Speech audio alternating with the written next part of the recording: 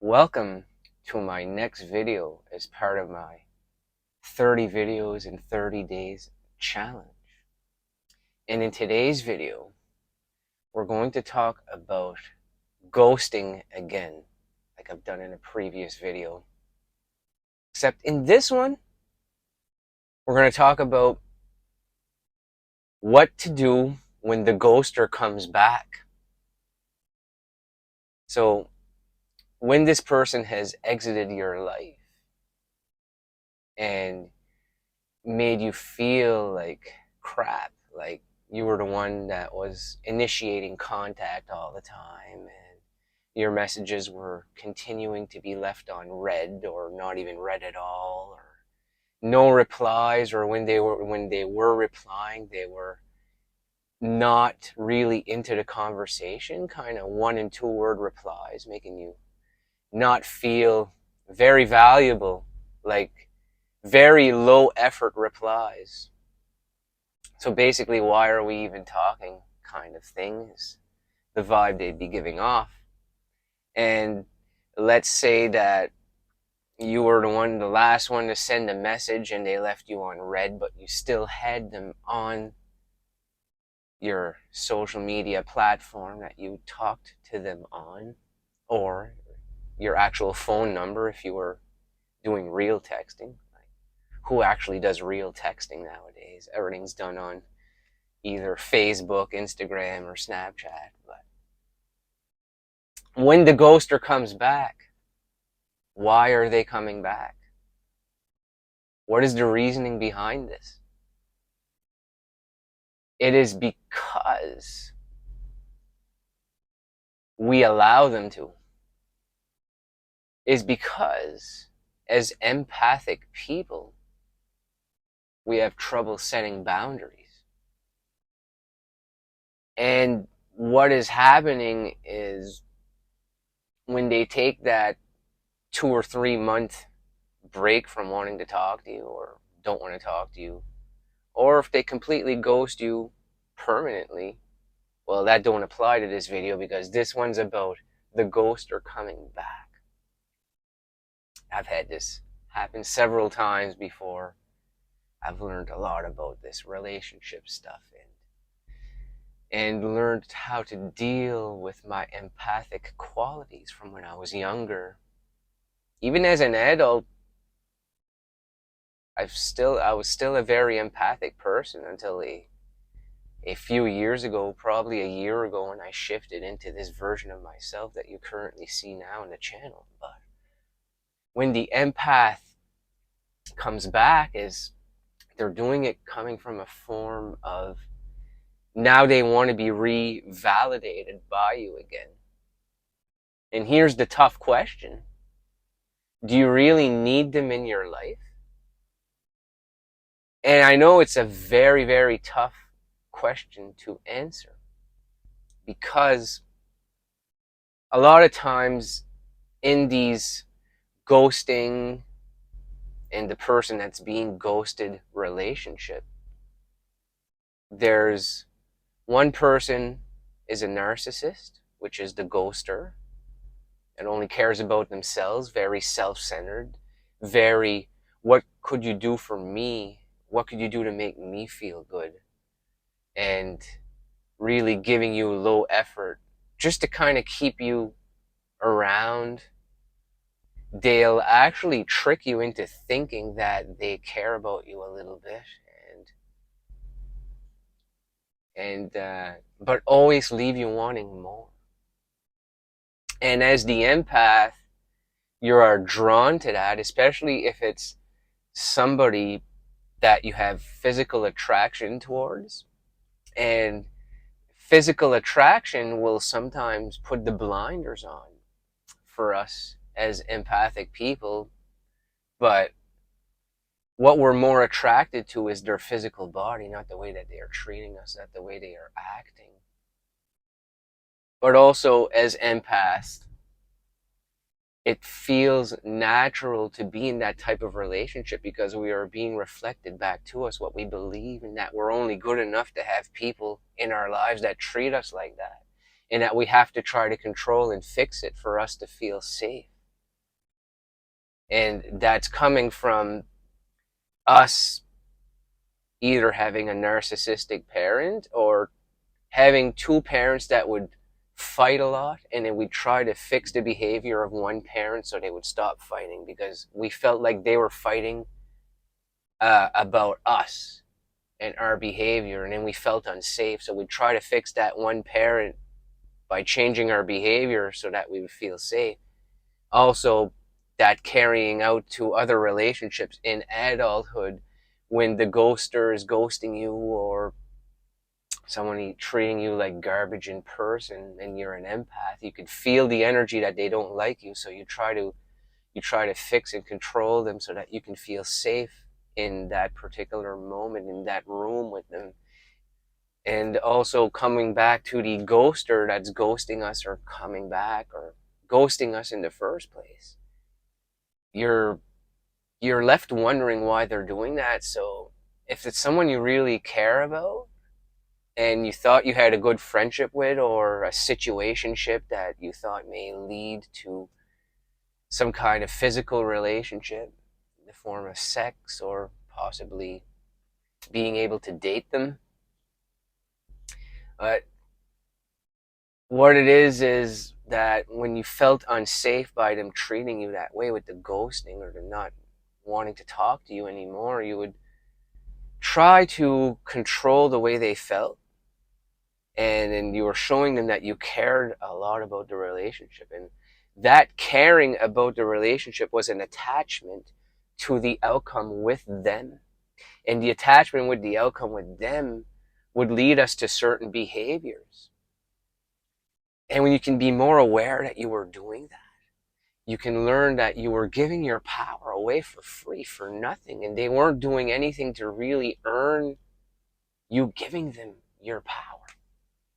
When I talk about in a lot of my videos and taking your power back within the frame and learning the frame technique, that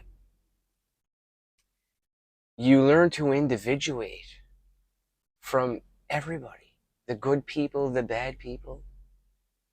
We were all connected. We were all loving beings. We were all pure states of awareness of living temporary human experiences. But when you learn to individuate from everyone, and that's their stuff, not yours, that type of behavior, if on the outside is something that you don't like and you are aware of it, you're no longer consumed by it as this person that's more aware of it. But when the ghoster comes back and you've done a lot of this inner work and the understanding of the human behavior and how the mind works and how the mind tries to control our body and our behavior and our reactions, that when the ghoster comes back, ask yourself the question, do I really want this person in my life? And is it really going to lead to me dating them or having sex with them? Or am I just doing it because I'm continuing to tell myself the same story time and time again? And you're living in the fantasy of your subconscious that it would you would feel so good to be able to hook up with them or to actually have them as a life partner. That attachment is actually repelling, the energy is repelling them away from you. And I'm not telling you to become a ghost or a narcissist like this person is doing to you to attract them. I'm telling you that to be aware of the type of energy that you are embodying towards that person in these interactions, whether it's in person or on your social media app. And when you learn to let go, that it was an attachment to a fantasy that you have stored subconsciously, that you can just be yourself, but when they treat you in ways that are not okay with you, and that you don't just need them because they're physically attractive anymore, and that you're okay either way, right here and now, and you are an attractive being and you don't need them to validate you to make you feel attractive. That when the ghoster comes back and tries to treat you with low effort communication and wanting you to validate them again, that you can set that boundary, that not to say, okay, I'll allow you back in my life, but don't treat me such and such. Don't. You can't control how someone acts and treats you. You can only control how you feel about yourself. And when you do the work on yourself to become less attached to things and less empathic towards people that you can feel are trying to control and manipulate you, you can find more unity with sharing your energy and your love and building relationships with the people that resonate with the real you, who you are at your core, when you get rid of these blocks of feeling unworthy and feeling shame and guilt. And these are all stored emotions from our past. And the way to get rid of them is through getting into doing some meditations and meditating it out of the body. But that is what I would do, and I've had similar experiences happen to me within the past 5 years. Somebody I was very attracted to would leave my life and then come back after, maybe 2 months.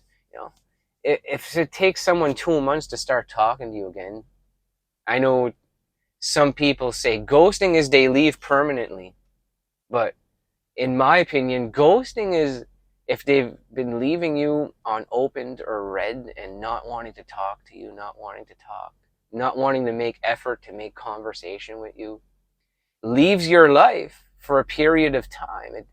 It doesn't need to be permanently. If they're trying to come back, you're dealing with a narcissistic person, and I call that ghosting. Because in the first place, they didn't want to reply with you when you were really engaged with them and trying to build a better friendship or relationship or whatever it was. So when the ghoster comes back, you need to learn your frame. Your frame is to be comfortable with yourself and who you are at your core. You're taking your power back to be your true self. You don't have to be someone different than you are currently now. You don't need to be someone to impress them, to want to talk to you. You don't have to control the situation. This person is just there to reflect that story to you, that you are not good enough, and that they're going to continue to treat you that way because it mirrors back a similar story you've been telling yourself throughout your whole life. You need to change that story to, I am good enough, and these types of people, whether they are physically attractive or not, are not allowed to come into our lives and treat us this way. You set the boundary that behavior is not okay. It's not. And you have the power to attract similar people to this person that are just as physically attractive. But when you learn to get away from the empathic qualities and the neediness qualities and the feeling not worthy enough, you end up building your game up to a level that you are equal to everyone. We are all equal beings. And physical attraction is not something you ignore, but that is just one quality amongst the many qualities that you need to look for. It can't just be physical attraction. It has to be a good person with personality qualities that actually match your vibration. And when you elevate your vibe, like what my channel is about here, elevating our inner vibration, our states of consciousness that we are mostly living out throughout a day, that is not living in desire. Because this ghosting and the worrying about the ghoster that comes and keeps leaving, that's living in a state of desire. And when stuff doesn't go the right way for us, we end up living in anger. Not that moving from desire up to anger, and it's not using anger in a good way to take action. It can be used in a good way. Like, you get so angry because of the desire for this person and they keep leaving you and coming back, that the anger could actually put you up to the courage to be able to set the boundary and to know that you are good enough right here and now as you watch this video. Because it may be connecting with you on some sort of level. Because you may have been an empath like I have been. But I've been able to heal myself with the meditations I speak of and become a better person.